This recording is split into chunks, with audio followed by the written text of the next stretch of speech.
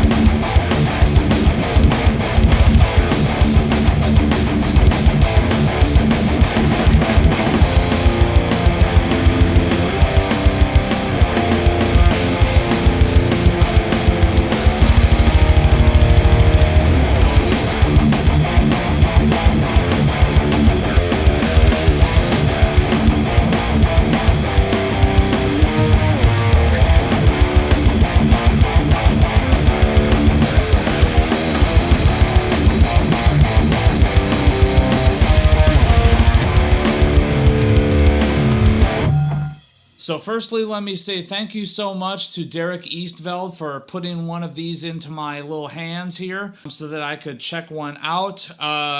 Derek actually got me one of these forever ago, and it took me until now to finally get off my ass and do this video. So thank you so much for your patience. Thank you guys so much for your patience, because I know a few of you have asked about this, and hopefully I can dive into it a little bit for you here. This is in a very, very nice rugged sheet metal housing. It's got input and output up here at the top, along with a 9-volt adapter jack right there. We have bass, middle, and treble controls. We have the volume control and we have the gain control. Very, very similar to the G4 pedal and the recently released G2. This one has an aggression switch in the middle, just like the G4 does, and flip it to up. It's in blue mode, which tends to be a little bit meatier but still retaining the note clarity, and then kick it down to the red mode and it's a little bit more saturated, a little bit more lead channel type territory. So this pedal is kind of based kinda off of the purple channel on the company's 100 and 120 watt heads. And it does sound very, very aggressive. So plugging this thing in, you get a wide variety of tones ranging from kind of classic metal, actually even bluesier territory if you dial back the gain quite a bit, all the way up to some really, really nice, chunky, yet still articulate, heavy rhythm tones. Well, I'm not going to talk about it anymore, just let's go right into the tone demo. Okay guys, so for the purposes of the tone demo, we are using my trusty Framus television model with Seymour Duncan Alnico 2 Pro humbuckers. We are running the Revv G3 into the back of the High Watt Custom Super High 50. We're running into the effects return so that we are bypassing the preamp that is on board the High Watt, and we are essentially using the Revv G3 as the preamp. From there, it's going into the 2 Notes Torpedo Captor 8, and then into 2 Notes Wall of Sound, where I've got kind of a nice dry speaker cab preset that I love using. This is the clean tone.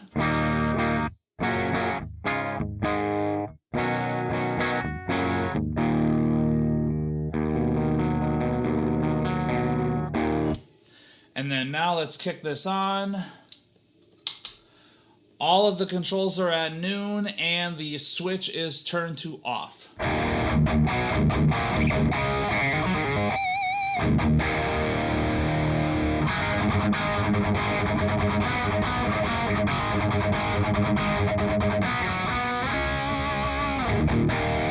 So right off the bat, we're getting kind of a nice, just kind of classic heavy metal distortion tone with all the controls set straight up at noon. No extra aggression kicked on.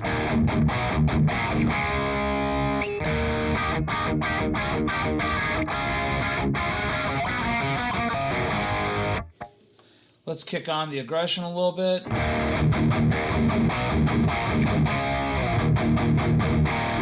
A little bit meatier.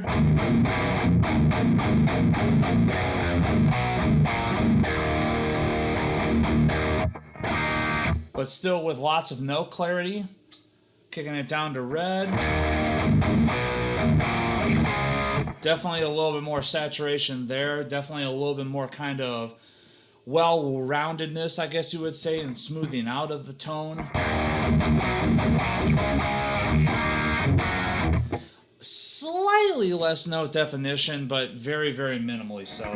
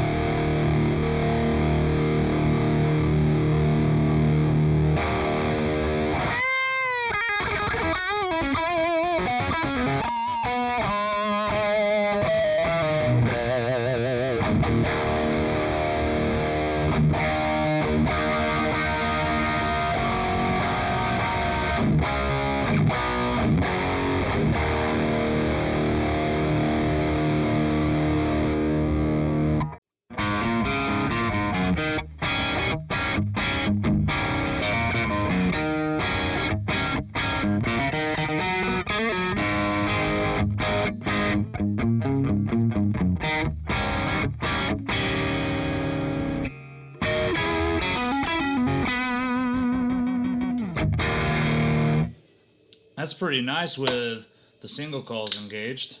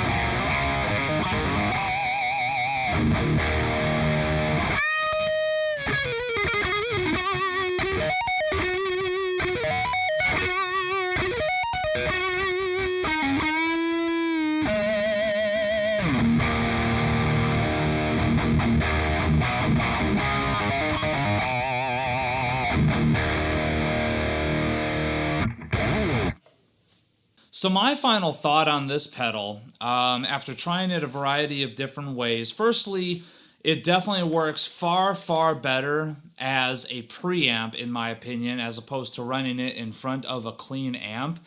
To me, you just get too much breakup, too much distortion, and not the good kind of amp-like tone running into the front of the amp. It's better if you run this into the effects return. That way, you use this as your preamp pedal and you get a nice kind of molten metal rhythm tone going. It's still articulate, it's still heavy, it still has a lot of note definition. Like, you play big, massive open chords, everything rings out nice and perfectly. A little chimey, but without having like kind of ice pick highs on this. The lows are actually pretty tight too. I mean, if you dime the bass control, you do get kind of on the verge of mud a little bit, but never really overpowering so much. It also depends on what sort of speaker you're running it into, what amp you're actually using this to drive, and any other thing that you might have in your signal chain as well. But from my experience, like, it's just barely teetering on the edge of where it stops sounding good right when you dime it. So the bass control is definitely sitting in a very, very nice spot frequency-wise. Same thing with the mid-range control. I feel like the mid-range control definitely pushes a little bit harder on the lower mids than the higher mids, which is something I'm not exactly used to from a mid control, but it's kind of nice to see a little bit of love given to the low mids on a pedal platform like this. The treble definitely gives you a nice searing and cutting lead tone if you so desire it. That being said, myself personally, I feel like the red pedal, the G4, is a little bit better suited for those kind of searing leads, whereas this is definitely more of like a modern metal kind of rhythm tone. It's still nice and saturated, but still articulate. And yeah, I definitely loved this pedal. I thought it sounded absolutely fucking killer. So I hear what you're saying though. Arnold, the pedal's all on good, but what are you drinking, man? Hey, no problem. Let's go to the beer fridge. So today, one of my favorite German breweries, I'm having Einger, and I'm having their Oktoberfest Marzen. It is their Bavarian Festival Lager, 5.8% alcohol by volume.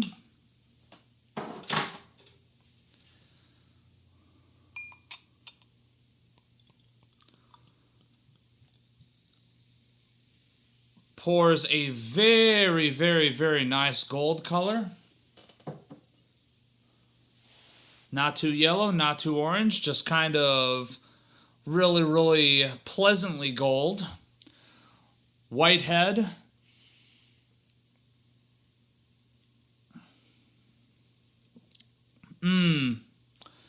It's crisp, slightly malty, slightly sweet. Not so sweet though.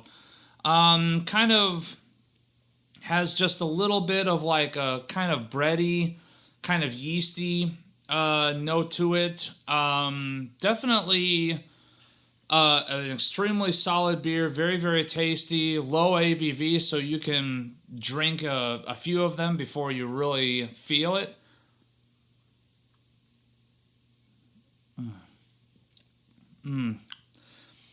Just definitely a solid beer for when you just want to hang out with people and enjoy a brew. I really like this. So that's it for me. Leave your comment in the comment section below. Like this video, subscribe to this channel. There's lots more content to come.